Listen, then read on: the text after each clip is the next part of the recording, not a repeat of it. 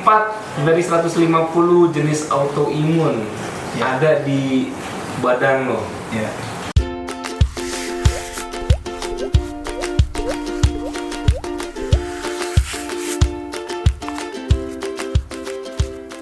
Selamat datang di hari yang mendung. Udah hujan malah nih ya. Gua menjenguk salah satu teman pendengar juga, yaitu ada Bang Halid. Iya, Bang Halid Bahar. Mantap. Bang Halid ini adalah pejuang atau survivor autoimun. Apakah itu autoimun? Lalu sekarang kegiatannya apa aja? Karena dia ini penerima beasiswa loh. Kita ngobrol-ngobrol ya. Gue duduk ya. Lu duduk di bawah bisa nih. Bisa, silakan. Lid, lu ini sakit apa sih? Bisa dijelasin ya, kan orang belum begitu familiar sama yang namanya autoimun gitu. Oke.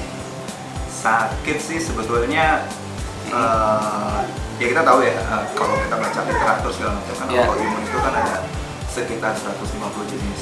Nah, gue kena 4 diantaranya. Oh, dari 150 lu kena 4. Iya. Tapi inti dari autoimun ini adalah imun lo kenapa gitu?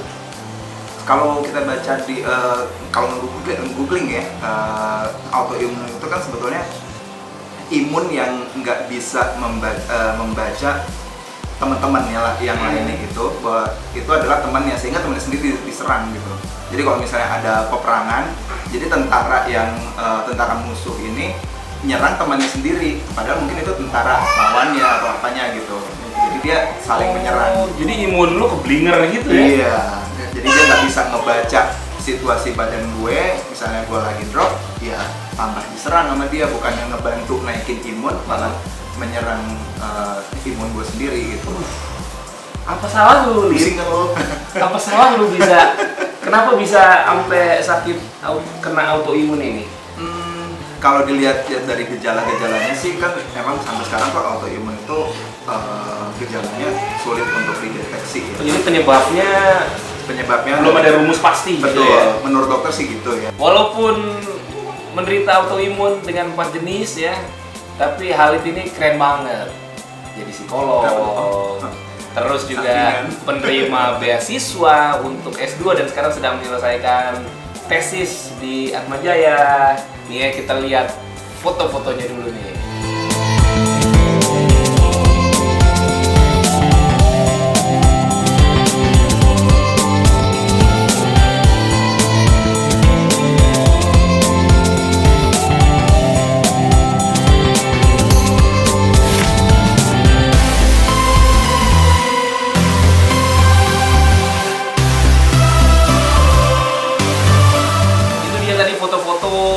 Halid lagi kuliah S2 ya.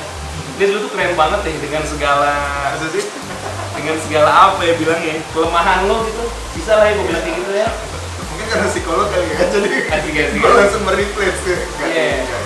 Lo ini masih sempet-sempetnya S2, terus menerima beasiswa juga. Ceritain dong gimana tuh waktu mendapatkan beasiswanya. Sebetulnya sih itu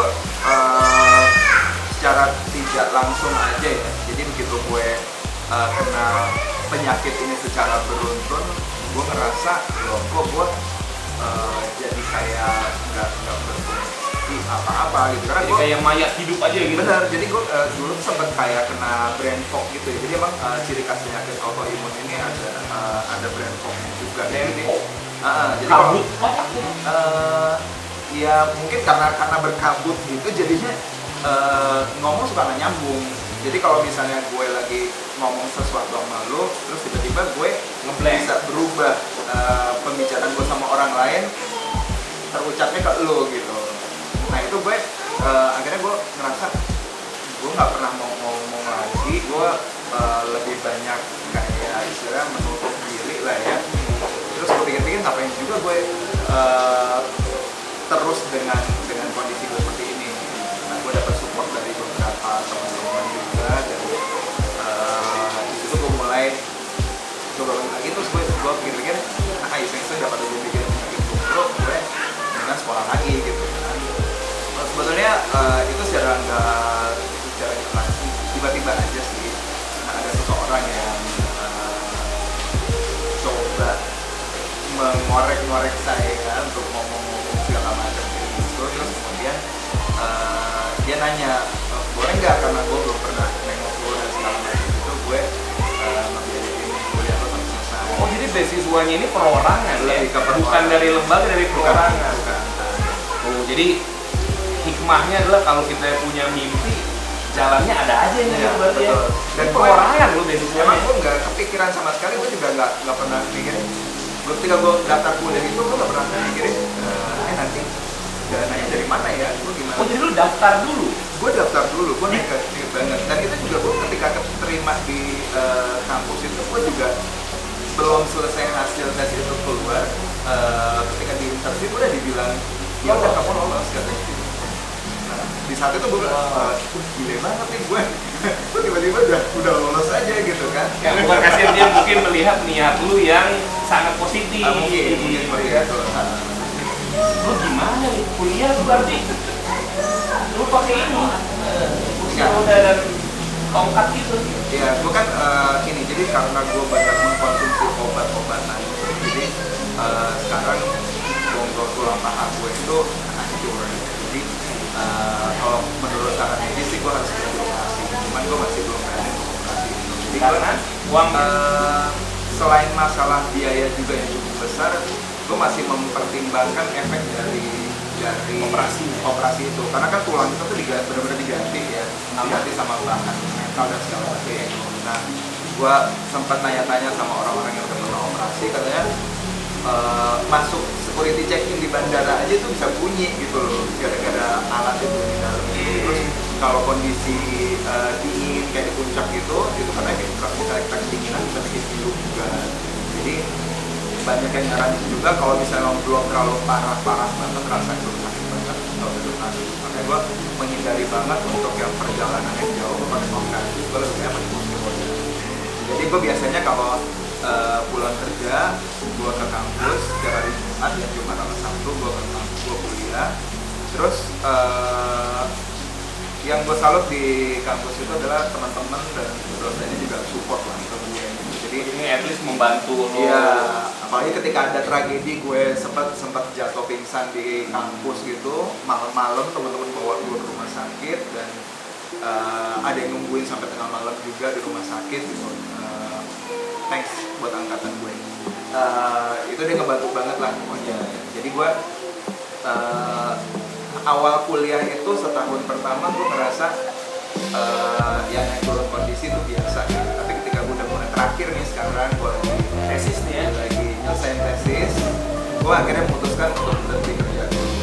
Lu punya satu istri, punya 2 anak. Lu tesis sambil bekerja lepas. Yap.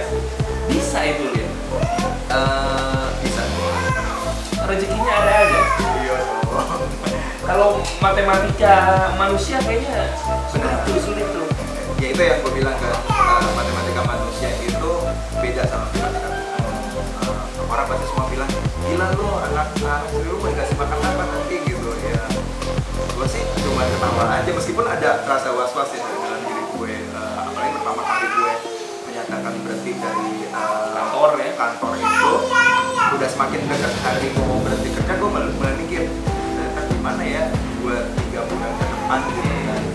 Tapi ketika gue udah mulai 1 hari menjelang gue berhenti kerja, terus tiba-tiba gue ditawarin untuk ngerjain suatu project yang gue jalani saat ini gitu. Wow. Jadi rezeki ada aja dari Tuhan ya. Lu malah hebat ya, semenjak lu nggak ngantor, setahu gue, lu malah nyicil rumah ya.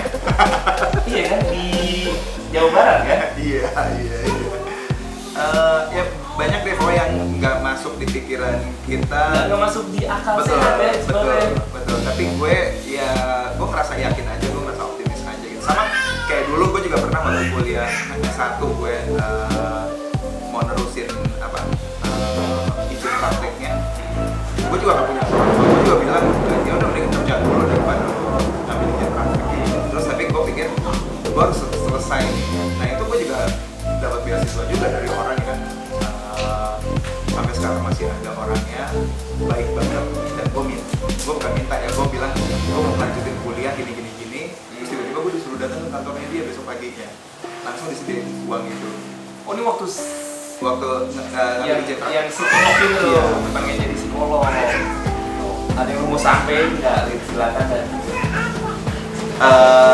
Ya mungkin ini ya, satu hal yang gue lihat dari kondisi kita kalau misalnya kita lagi terkena satu musibah itu, jangan sampai berlarut-larut untuk berada dalam musibah itu. Karena kalau misalnya kita berlarut di situ ya nggak akan maju-maju kita gitu. Mendingan kalau misalnya kita udah terkena satu musibah, misalnya diagnosa kena penyakit ini, karena gue yakin banget lah pengaruh emosi itu akan memperburuk kondisi fisik kita. Kalau misalnya kita ada diagnosa suatu penyakit, mendingan kita coba realistis aja, positif, apa yang masih bisa kita lakukan. Ini ya, tetap semangat gitu ya. Thank you. Kayak lu gini ya. Gila lu bener-bener. Ini banget loh. Nggak terbayang gue bener jadi kayak lu nih. Baiklah, terima kasih ya buat penonton yang udah menyaksikan video ini. Nanti kita akan ketemu lagi Makasih di ya. episode selanjutnya dengan tamu yang keren-keren lagi. Makasih ya Lid ya. Thank you, Lid. Terima kasih.